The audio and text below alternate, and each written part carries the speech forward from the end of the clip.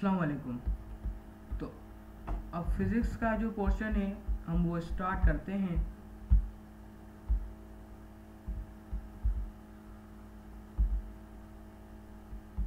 ठीक है, फिज़िक्स का पोर्शन है, अब हम उससे स्टार्ट करने लगे हैं। तो स्टार्ट करते हैं। Sum of all forces and all torque on a body is zero. The body will be in equilibrium according to what?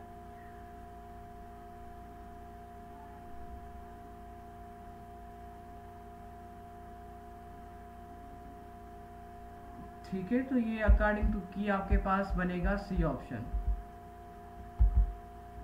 Next, the force under which a bodies vibrate, तो हम उसे कहते हैं पीरियोडिक अप्लाइड फोर्स।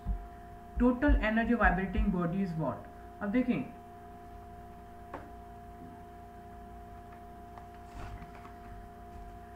यहां पर मैं बता दूं तो ये आपके पास जो चैप्टर है ना, वो चैप्टर है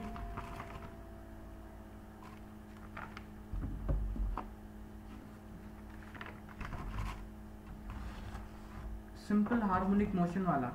तो वहां पर हमने रीड किया होगा, पढ़ा होगा। जस्ट 2 मिनट दें मुझे।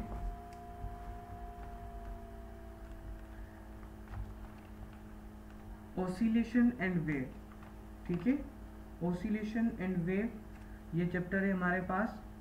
यहाँ पर हमने रीड किया है अच्छे से काइनेटिक एनर्जी और पोटेंशियल एनर्जी।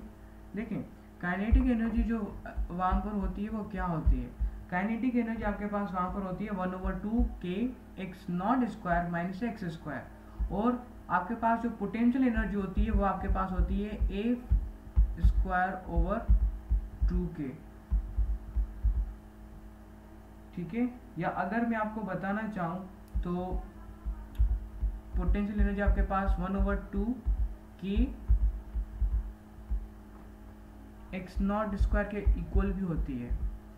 ठीक है, और काइनेटिक एनर्जी की बात करूं तो kinetic energy 1/2 k x not square minus x square.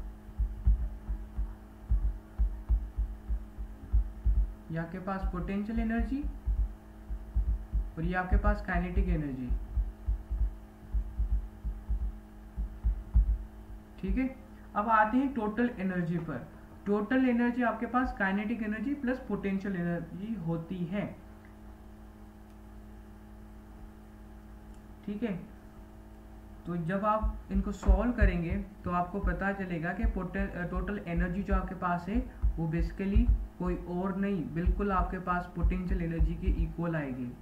क्या करना है आपको? काइनेटिक टोटल एनर्जी को इक्वल करना है kinetic energy plus potential energy के। तो जब आप सॉल्व करेंगे तो आपके पास यही सेम आंसर आएगा 1/2 k x नॉट स्क्वायर, जो कि आपके पास यहाँ पर ए ऑप्शन बन रहा है। If the potential energy of a vibrating body is decreased by 2 unit, the change in its kinetic energy will be dash. तो काइनेटिक एनर्जी में उतनी चेंज आएगी क्योंकि टोटल एनर्जी तो कंजर्व होती है, so this will be the 2 unit. In transverse wave, the angle between the direction of motion of a particle of the medium and the propagation will be dash. अब transfer wave बनाते हैं। Okay ji, transfer wave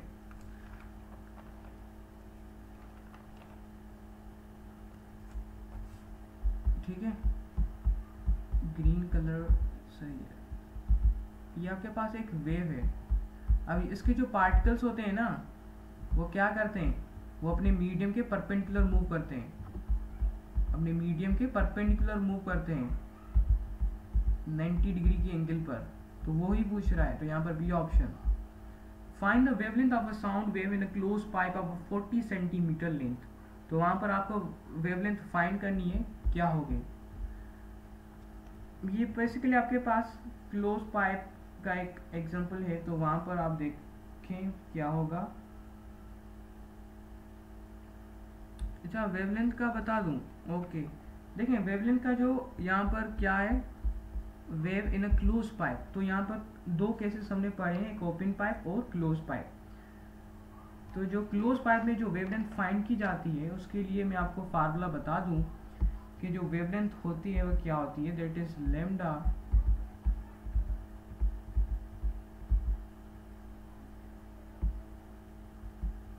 of a sand in a closed pipe of a 40 centimeter length.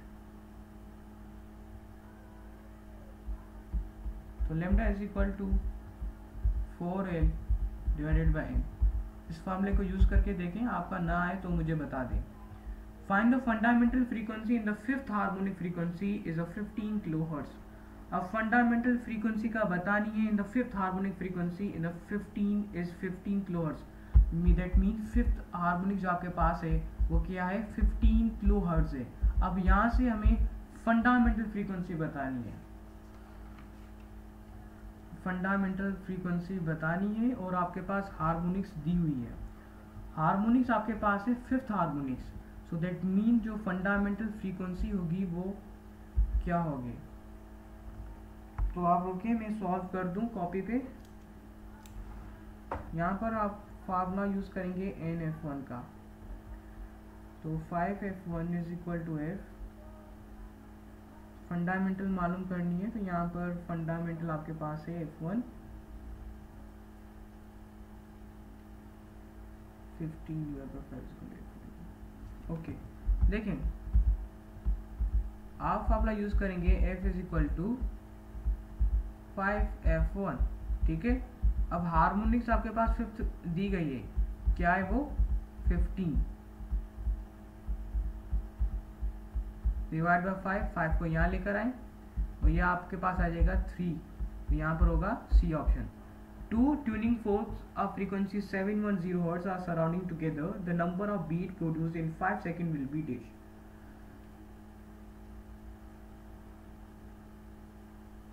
ये भी easy है. Frequency वाला formula use करके find करेंगे तो आपके पास ये ऑप्शन आ जाएगा. 2 wave of the same wavelength and in open and in opposite phase produce a wave that is of the same energies. Stationary waves. Sound waves of the same frequency can be distinguished only by the pitch. Okay. In Michelson interferometer, the angle between the movable and the fixed plane mirror वो होती है 180 degrees. Phase coherence is necessary for interferometry. The focal length of a convex mirror आपके पास positive होता है. Diopter it is a unit of dash. It is a unit of power. ये आपके पास lenses का topic चल रहा है. यहाँ पर लेंसेज का जो चैप्टर है वहाँ से आया है, बट वो हमारे सिलेबस में नहीं है इस बार, तो बेफिक्र रहें. अच्छा, ये भी लेंसेज का है, यहाँ पर आप सॉल्व कर दीजिएगा. 4 सेंटीमीटर होगा. And F1, F2 are the focal length of the objective and the eyepiece in the telescope. Its length will be this one. Calorie it is the unit of heat. ठीक है. And 1 calorie that is equal to what? 4.18 joule.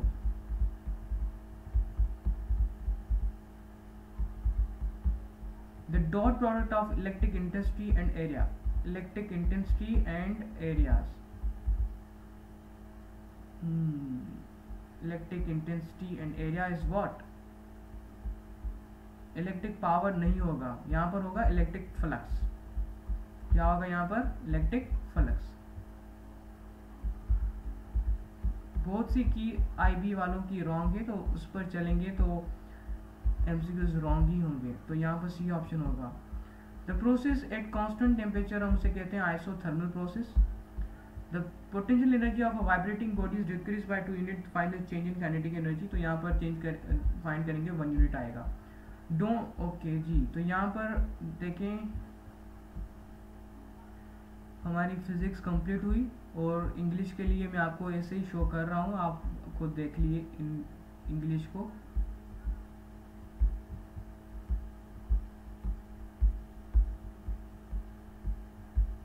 ठीक है, ये सारे English के, इनको भी देख लें. चलें, यहाँ पर हमारे IBA 1998 के जो जितने भी थे क्वेश्चन सारे के सारे सॉल्व किए हैं. और बाकी इंग्लिश है वो मेरा सब्जेक्ट नहीं है, वरना वो भी मैं आपको एक्सप्लेन कर देता. चलें, इन चीज़ों को रिवाइज करते रहें और अपना ख्याल रखें. अल्लाह हाफिज़.